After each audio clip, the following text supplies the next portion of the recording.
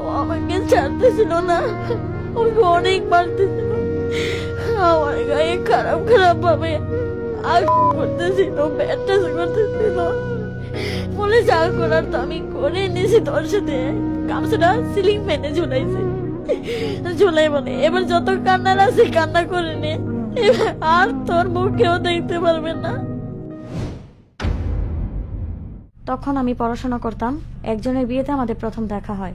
ওর সাথে যখন আমার পরিচয়টা হয়, দেখাশোনা হয়, কেন যেন ছেলেটাকে আমার খুব ভালো লাগছিল। বিয়ে বাড়িতে তখন ওর ফোন নাম্বারটা আমাকে দেয়, আমি ওর সাথে কন্ট্যাক্ট করি। আমাদের রিলেশন ছিল 3 মাসের মতো। এরপর ও আমাকে একদিন এরকম করে বলে যে চলো তুমি আমার মার সাথে দেখা করতে যাবা। তো তখন আমি বলি আমার ফ্যামিলি থেকে অ্যালাউ নাই বাইরে বের হওয়ার। তো আমি খুব কড়াকড়ি গার্ডেই ছিলাম আমার বাবা মার কাছে। তো বাবা মাকে আমি মিথ্যে কথা বলে যখন কিনা আমি ছেলেটার সাথে দেখা করতে তার মার বাসায় মিরপুরে আসি, তখন আমি বিশ্বাসই করতে পারতেছিলাম না যে আমি কোন জায়গাতে আসছি। এরপর আমাকে মা বলতেছে, ওর মা পুরাই আমাকে দেখে যে তুমি অল্প বয়সী, সামনে তুমি এক্সাম দিবা, এটা সেটা, মানে অনেক কিছু, তুমি আমার ছেলের সাথে কিভাবে আসছো কি। ওর মা আমাকে বুঝে টুঝে বলে কি, তখন রাত্রে 8:30 প্রায় বাজে। ওর মা আমাকে বলে যে মা তুমি এক কাজ করো, রাত তো অনেক হয়ে গেছে, তুমি তখন বাড়িতে যেতে পারবা না, তুমি আমার একটা রিলেটিভের বাসায় যাও। আর আমি আমার বাসায় যদি তোমাকে রাখি তাহলে আমি তোমাকে রাখতে পারবো না। আপনি কি মানে বাসা থেকে একবারই বের হয়ে গেছেন? না না না, শুধু তার সাথে দেখা করার জন্য বের হয়েছিলাম। এরপর যখন আমি আমি বলতেছি, আমিও বুঝে উঠতে পারতেছিলাম না যে আমি কোথায় যাব। আর এত রাত্রে গেলে আমার এলাকার মানুষ খারাপ বলবে। আমি কল দিয়েছিলাম, আমার বাবা মাকে কল দিয়েছিলাম। তখন আমার বাবা মা বলতেছে তুই এত রাত্রে কার অনুমতি নিয়ে বের হয়েছিস? আমি মা আমার বান্ধবীর বাসায় এসেছি। বাবা মাকে আর বলতে পারি না যে আমি কার সাথে আসছি। তো আমার বাবা বলে কার বাসায় এরকম এরকম। পরে আমি আবার আমার বান্ধবীর ফোন নাম্বারটা আমি বলছি যে তুই একটু কল করে বল যে আমি একটু কাজে বাইরে আসি, তুই একটু বল তোদের বাসায় আমি আসছি। তো আমার মা বাবা ওকে চিনতো, ওর সাথে কথা বলছে, কয় ঠিক আছে কালকে সকালে তুমি অঙ্গবাড়িতে দিয়ে যাও, মানে আমাদের বাড়িতে দিয়ে যাও। তো সেই সূত্রে আমার বাবা মা বেশি কিছুটা সন্দেহ করে নাই। আমি বয়ফ্রেন্ডের মার সাথে কথাবার্তা বললাম।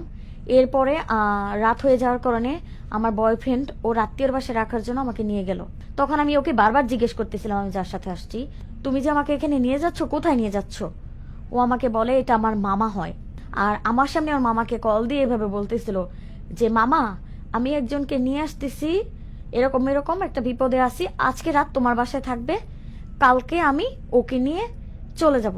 এরপর যখন নিয়ে গেল তখন আমি ওনার সাথে ওই বাসায় মানে ওঠার জন্য আনইজি ফিল হচ্ছিল আমার, যে আমি চিনি না জানি না একজন লোকের সাথে আমি কি করে যাই। এরপর উনি বলতেছিল যে মা তুমি আমার মেয়ের মতো, ভয় পেও না, আমি তোমাকে সকালে ওর সাথে নিয়ে তোমাদের বাড়িতে দিয়ে আসবো। এরপর আমি ওনার সাথে দ্বিধা না করে আমি বলতেছি, মানে আমার বয়ফ্রেন্ডকে বলতেছি তুমি কি যাবা না? তখন ওই লোকটা, মানে যার বাসাতে আমরা গিয়েছি, ওই লোকটা বলতেছে যে তোমাদের এখনো বিয়ে হয় নাই, তোমাদের এখনো কোনো সম্পর্কে যাও নাই, আমি চাই না বিয়ে হওয়ার আগে তোমরা আমার বাসায় যাও। ওকে চলে যেতে বললো সাবধানে থেকো, তুমি বাবা বলে ডাইকো, কারণ তোমার বাবার বয়সী উনি। আচ্ছা ঠিক আছে। সেই লোকের সাথে, মানে যে আমার বয়ফ্রেন্ড যার সাথে পরিচয় করাই দিছিল তার রিলেটিভ। এরপর আমি ওনার সাথে বাসায় যাই। ওনাকে বাসায় মহিলা ছিল না, মহিলা ছিল না। তো যখন আমি গিয়েছি ওর বাসাতে আমি বারবার জিজ্ঞেস করতেছিলাম যে আঙ্কেল আন্টি কখন আসবে। উনি বারবারই আমাকে একটা উত্তর দিচ্ছিল আন্টি নিচে গেছে পর আসবে। আমি ওয়াশরুমে ফ্রেশ হওয়ার জন্য গেছি। ওয়াশরুমে যখন আমি ফ্রেশ হওয়ার জন্য গেছি তখন আমার বোঝার কিছু রইলো না, বাকি রইলো না, মানে উনি আমার সাথে কি করতে চাচ্ছে আর কি হবে আমার সাথে পরে। ওয়াশরুমে গেছি, আমি কান্না করে জোরে কান্না করে উঠছি, উনি পাশ থেকে আসছে। মানে ওখানে যে মহিলা মানুষ থাকে এরকম কোনো আমি দেখি নাই, কারণ মহিলাদের কোনো কিছু, যেমন মহিলাদের ব্যান্ড ড্রেস গার্ডার কিছু একটা থাকে, কোনো কিছুই ছিল না। আর ওখানে ছিল মানে মানে মেস ভাড়া দিলে যেরকম হয় ওইরকম ছেলেদের কাপড় টাপড় এরকম, মানে এরকম কিছু। তখন আমি বলতেছি আঙ্কেল আপনি কি আমার সাথে মিথ্যা কথা বলতেছেন? কই কি বলতেছি মা বলো। আমাকে আন্টি কি আসছে এখনো? তাহলে তুমি বুঝে গেছো। আমি বের হওয়ার চেষ্টা করি, উনি আমাকে বের হইতে দেন। আমি তারপরে ওনাকে বলি যে আঙ্কেল আমাকে বের হইতে দেন, আমি বের হয়ে যাই। আমি অনেক কান্নাকাটি করতেছি, কারণ